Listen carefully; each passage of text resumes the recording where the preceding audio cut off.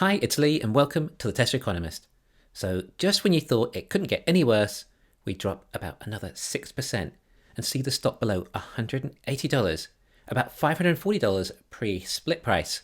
At this stage, there isn't really much most of us can do.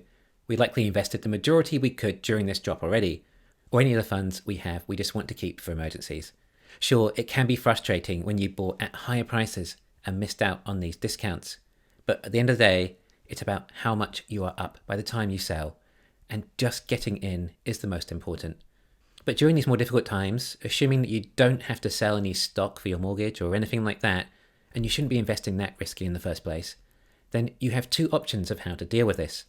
One, you can focus on the money you've lost, the remorse of buying it when it was so high, or the regret of not selling it when you were up so much.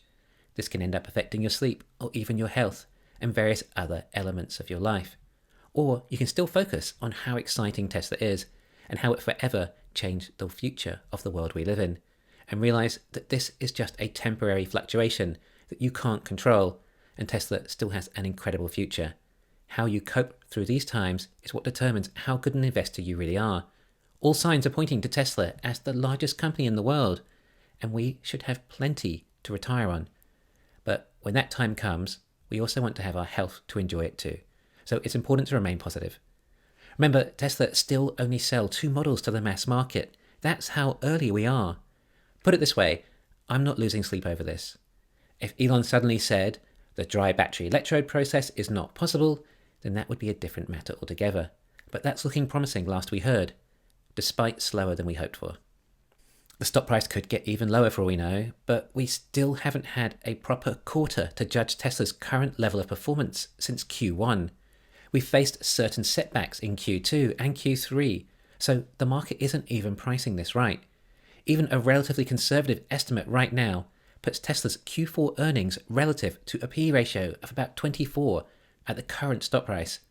And that's an average of the whole quarter, which might be about 450,000 deliveries, whereas Elon says by the end of the quarter, they'll be at a quarterly run rate of 520,000, when he said 40,000 cars a week. In other words, even if Q1 had no ramping up at all, it would still increase production a further 15% from Q4. However, more than likely, we should actually see some further ramping in Q1 too. It would, however, be remiss to not talk about Elon's sale of about $4 billion of Tesla stock over the last few days. I mean, really, on top of everything else, to get hit by this too really didn't help, and is the likely cause of why the stock dropped about 15% over that time. And I'm sure many of you are going to comment about how much you wish Elon never bought Twitter. On the other hand, the stock hadn't dropped due to fundamentals, and eventually the drop from this sale should recover over time, or at least when we're out of the bear market. Yes, that definitely had a huge impact on the stock price, but with the possibility it may be remedied later with a buyback. Some people think this quarter, others think not for another 6 months, although the price has never looked better for a purchase. We're now trading at a similar price range as we were in November 2020. If we can compare the numbers we also had from back then, comparing 2020 Q3 with 2022 Q3, then auto revenue has increased 146%, from $7.6 billion to $18.7 billion. Gross profit has increased at a similar rate. But remember how I keep telling you about Tesla's operating leverage and how operating margin will increase so much more as vehicle deliveries increase? Well, operating income is up 360% over that time.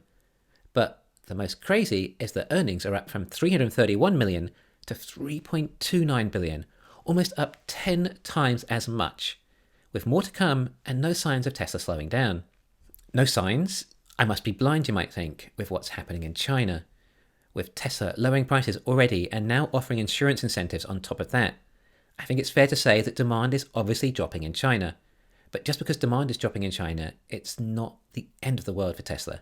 Yes, all the growth that we have seen over the last few years has pretty much been due solely to Tesla's expansion in China and their factories that are able to produce the lowest cost Teslas in the world so far.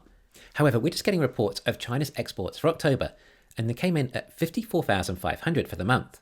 This is a record, about 12,000 higher than any previous month, given that we were hearing people claiming that Tesla were limited to just 45,000 exports a month. and they're now 10,000 higher than that already. This is good news in my opinion, as even if demand is dropping in China, there is still a backlog for this vehicle elsewhere in the world, and China is the export hub. Fremont has plenty of North American sales to deal with, especially as from next year when they have tax credits. But Berlin will ramp up soon enough and start serving Europe, and then the demand for these Chinese exports will reduce.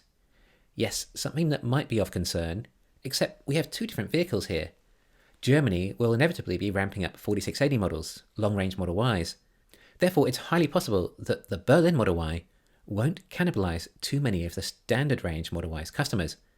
For comparison, by the way, BYD didn't even export 10,000 last month. Anyway, this left just 17,000 domestic sales in China for Tesla. And remember, domestic China sales are a Model Y for $39,000 and a Model 3 for $36,000. And those prices are with a strong dollar. But what about production numbers in China?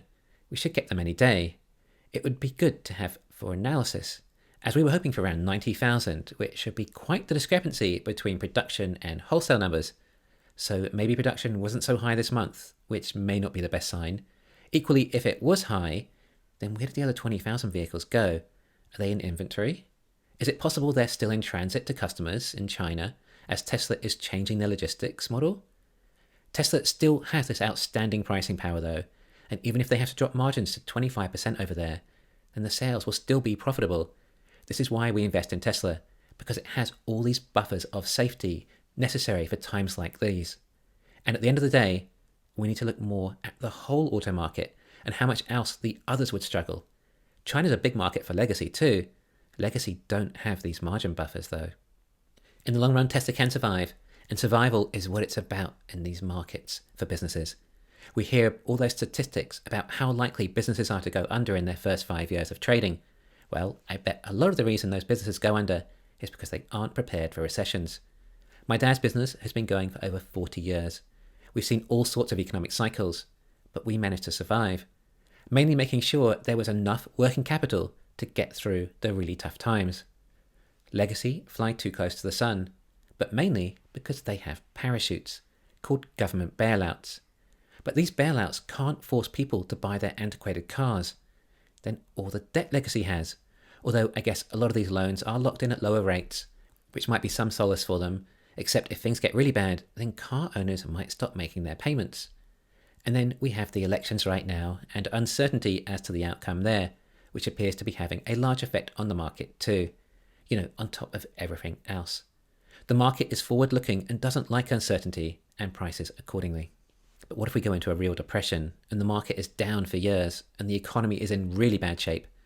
Well, Tesla have discovered how to reduce the cost of producing EVs by half. Tesla have a deflationary product. This could be the lowest cost of transport possible. These are the kind of products people will use in such an environment. It seems like a lot of the worst case scenarios are already priced into the market and Tesla. A lot of negativity out there, but sentiment can always change quickly. We get CPI numbers soon. If they're starting to come down, then that may take some pressure off.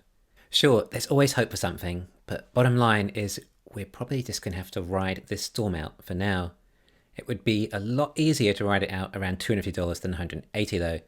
So possibly Q4 can create the adjustment we needed. I mean, it really should be a big jump as the new factories ramp up more, and we don't see the downtime we experienced with the China ramp up. It should be a huge jump in earnings. Could be as high as 60% or something, if we hit the deliveries Elon has been suggesting. Alright, I heard that too. That's a gigantic jump, and we probably need to do some more concrete numbers on that. But this is also why I keep saying we're at the equivalent of a low 20s PE ratio relative to this Q4. The market seems too depressed to even care, but if it sees numbers like this, then perhaps even in this market, it might have some impact, and we're back to trading in the low 200s, which is a much more tolerable rate. I mean, we think we're strong investors, or diamond hands as we say, but at the same time, we also don't think it can get quite as low as it does. The market will always surprise you. At the same time, where else are you going to put your money?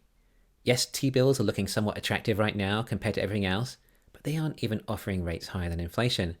Investors need to put their money somewhere. I'm sticking with Tesla. Thanks for listening. Please hit the thumbs up and subscribe. You can follow me on Twitter and talk to me on Patreon.